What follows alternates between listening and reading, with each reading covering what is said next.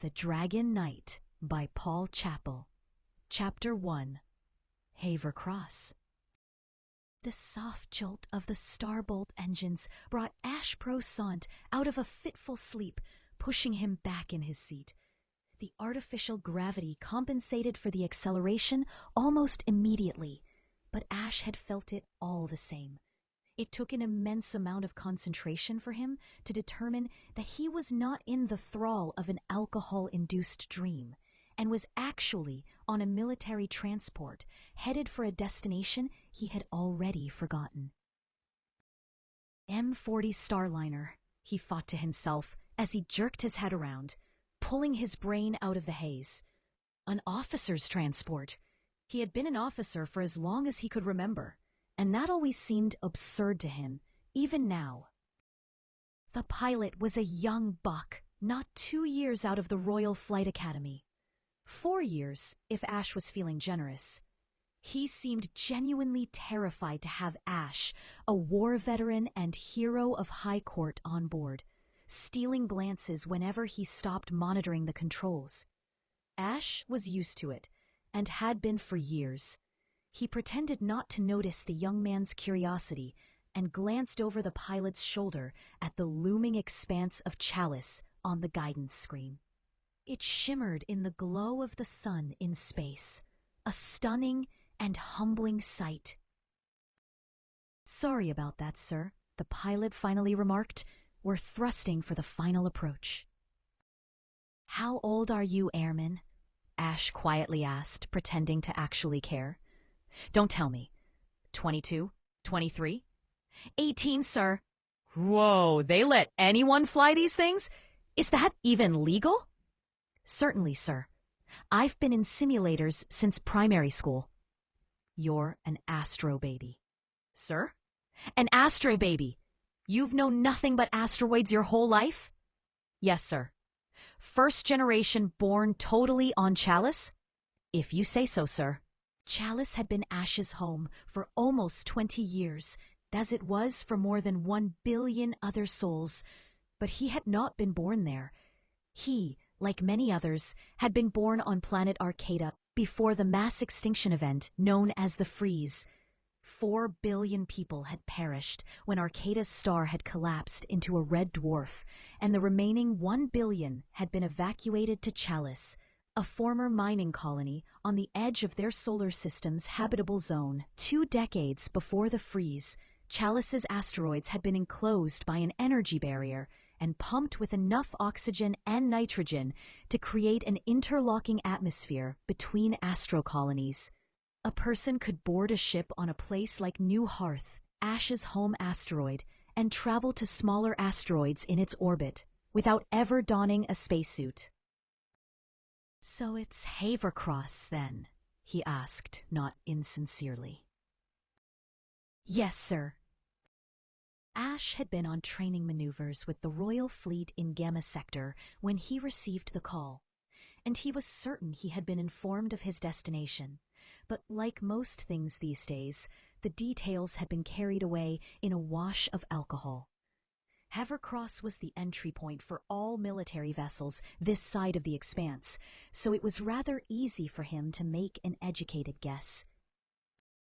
Ash had the pilot's full interest now. The young man had swiveled around in his control chair, looking at him with questions. Ash leaned back. "Would it be too much to ask for you to fly the ship?" "Fly, sir. I can't. I mean, we're past the vector barriers now. I couldn't take control even if I wanted to." A security feature, Ash found himself remembering, for all military ships and civilian freighters over 20 tons, an archaic holdover from the station's origin as a garrison during the Minor Wars. A group of insurgents had hijacked a small freighter and crashed it into the side of the station. But like all pre-barrier communities in Chalice, Havercross was buried deep inside an asteroid, a natural protection from the radiation produced by solar flares. The freighter had done very little damage, but it had rocked the station hard enough to convince the Royal Staff Generals to require all large military ships to be installed with an automated pilot system. "What's your name, Airman?" "Cade, sir." "Airman Cade, whatever you've heard about me, I can assure you now, I put my pants on one leg at a time, just like everyone else. But when you do it, you kill legendary Dragon Knights, sir."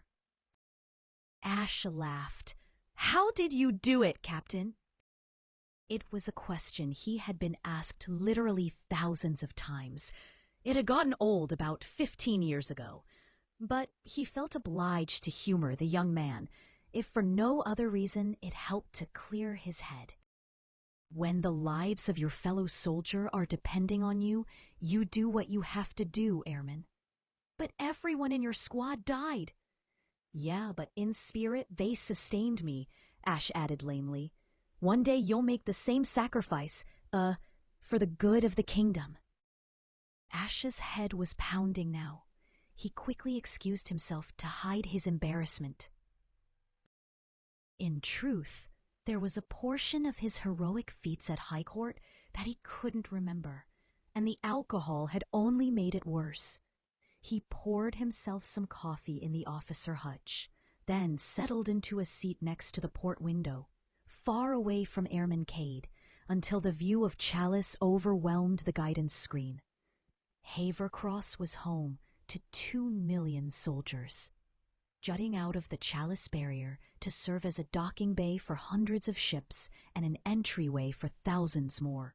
Due to the military maneuvers in Gamma Sector, the docking bay was relatively sparse, but Ash got to see some impressive displays of military might all the same. 2 Prescott-class drone carriers being retrofitted for the second time in 10 years. Size as the Marchette-class guided missile cruisers that had been so crucial in putting down the last Commonwealth rebellion 2 years ago, and a variety of smaller frigates, freighters, and starfighters. He was watching a group of engineers doing repairs in zero gravity when he felt repulsor beams catching the ship. Airman Cade lifted his safety restraint and bounced over to the entry door, looking confused when it opened before he could hit the panel. Airman Cade stood to the side and saluted. "Is Captain Prosant on board?" asked a voice that Ash recognized as his second-in-command, Lieutenant Cormac Cram. "Yes, sir!" Cade almost screamed, barely containing his excitement. Ash casually drank the rest of his coffee and very slowly got to his feet. "We were bombing the shit out of asteroids in Gamma Sector, Lieutenant? What the hell could be more important than that?" Lieutenant Cram dipped his head and stepped inside. "There was an explosion, Captain, around 0200. 1 confirmed dead. Station security wanted you immediately. Paranormal?" "Yes, sir." Ash patted Airman Cade on the shoulder. "Pleasure, Airman Cade." "Thank you, Captain." Ash gestured toward the ramp. "Lead the way." Lieutenant Cram nodded and guided him through throngs and throngs of soldiers and pilots waiting to disembark on their ships and carriers. Quite a few of them did double takes as they saw Ash pass, and 2 officers with the Royal Marines actually saluted as they stepped into an elevator that took them down. The elevator stopped on a dark floor, with hallways circling out of sight in both directions. Lieutenant Cram walked left without pausing, as if he had already traveled this way several times. Ash glanced around. "What is this place? I've never seen this section." "No one has, which is why they ask that anything you see here be held in the strictest confidence, Captain." "They?" Lieutenant Cram gave Ash a look and pointed upwards as if to suggest there was strict surveillance on this floor. Ash nodded as Cram opened a door into a room with no windows and a row of consoles lining the walls. Midway down, there was a body of a woman, horribly burned, floating vertically in a stasis field. 5 agents from the Naval Investigative Office glanced up as Ash entered and began moving out of his way. Ash had his somber captain face on now, and even though he was fairly certain that everyone had taken note of his horrible bloodshot eyes, he consoled himself with the thought that it could just as well be explained by the hour of night. He stopped short and observed the scene. The floating body was at the apex of a burn pattern on the fermitile floor. The woman was young, blonde, and dressed in a royal staff uniform with a jagged gash across her chest. 7 consoles and a countless number of chairs had been overturned and smashed, and there were bullets and rifles everywhere. 45 minutes ago, she forced the door open. We don't know how yet. She accessed a console over there, Cram said, pointing, triggering an unauthorized intrusion alert after attempting to transmit unknown data. An intrusion team arrived, and this happened. Lieutenant Cram pulled out a flick and activated a hologram of the mystery woman, casually tossing consoles and chairs into the bodies of heavily armed soldiers without so much as touching them. The security camera recording the action appeared to get hit by a random object, and the recording stopped. Ash grunted and searched for the broken camera. She was telekinetic, that much is certain. Her mastery was sage level. Lieutenant Cram shook his head. Expert level. There is evidence she was stopping bullets mid-air. Fuck. Ash glanced back at the discharged bullets and felt shame. He should have seen it in the way the ejected brass had landed on the floor. Cram was right. The evidence was there in the overlapping fields of fire. Soldiers would always panic when their bullets were blocked mid-air. It was instinct. I'm guessing she wasn't actually military. Genetic profile ready? Carprian ancestry with Marian clone markers. Narcian? More than likely. That explains her expertise then, and the hair. We won't be able to identify her in the database. Put out an official request to our counterparts at Narcia. Already done. Ash was matter-of-fact in his assessment, but he was secretly disturbed. A Narcian in a royal staff uniform? Several questions flooded his aching head. What caused the explosion? I thought military police were only ever armed with pistols. It was 2 Ghost Ops squads, actually. One of the soldiers managed to throw a frag grenade before she dropped a console on his head. Ghost Ops? Ash whistled with surprise and studied the room as if seeing it for the first time. So this is what the Division's 6th floor looks like, huh? Explains why I've never been down here. So she accesses a Ghost Ops console, breaks through their security protocols, and tries to send some data. But how did she inject the intrusion code? A flick? Cram nodded. It was in pieces. He pointed to black metal fragments in the stasis field. No way we recover any information from that. Ash sighed. A flick was a palm-sized communications device, controlled by gestures and holograms, allowing instant access to the holoverse. Ash wondered what kind of information she was trying to send, and why it was worth her life. So she starts to transmit this data, whatever it was, and that set security protocols in motion. Without the responder code, she had less than 3 minutes before the 2 kill squads arrived. Sound about right? Yes, and she would have been getting constant alerts the whole time. This was a suicide mission. What would be so important to sacrifice her life? And how the hell did she get on the station? Don't know, sir. And who was she trying to contact? Narcia? The Commonwealth? By all indications, she was sending files to Arcata. What the fuck? If Ash had hidden his shock thus far, the facade was shattered now. The genuine mystery of this woman had woken his messy brain like a double shot of espresso. Why the hell would she be contacting a dead planet? Lieutenant Cram shrugged.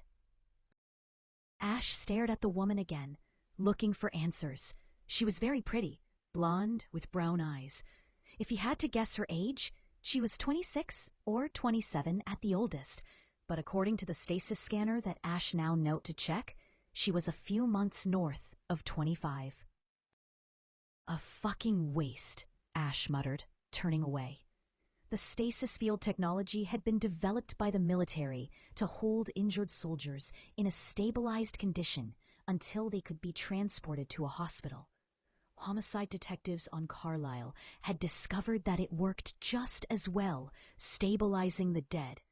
In addition to halting bleeds, the stasis generator provided in-depth scans, relaying body temperature, oxygen levels, blood types, and even genetic signatures on demand. The technology had given the woman a serene look that belied her true condition and, quite frankly, gave Ash the creeps. He could almost believe she was simply sleeping, if not for the 8-inch gash exposing her heart and other internal organs. He paced up and down the room, looking for clues, at once noticing blood where the Ghost Ops soldiers would have fallen. Lieutenant Cram was following closely behind. Check the manifests on all Narcian ships currently docked here in the last 26 hours. Yes, sir. And Ghost Ops. Sir, any dead? Not yet. Cram med some figures from his flick. 14 soldiers, 8 concussions, 9 broken bones, various internal injuries, etc., etc. 3 on life support. We'll need to interview everyone still awake. Maybe one of them knew her. Maybe one let her in. I'm on it. Lieutenant Cram was turning to leave when a man standing in the shadows stopped him in his tracks. He raised a hand and said, "That won't be necessary, Lieutenant." Ash couldn't see the man clearly, but he was dressed in a black uniform. Ghost Ops, he thought to himself, sighing. Fucking Ghost Ops. "Hello, Ash," said a voice that sent a chill down his spine. "Hello, Baracus. Major Thorne. How are you this fine morning?" Thorne stepped forward, his eyes glowing in the muted light. "Your investigation ends now." Thank you for listening. The Dragon Knight is available on Amazon and Apple Books. Please download today.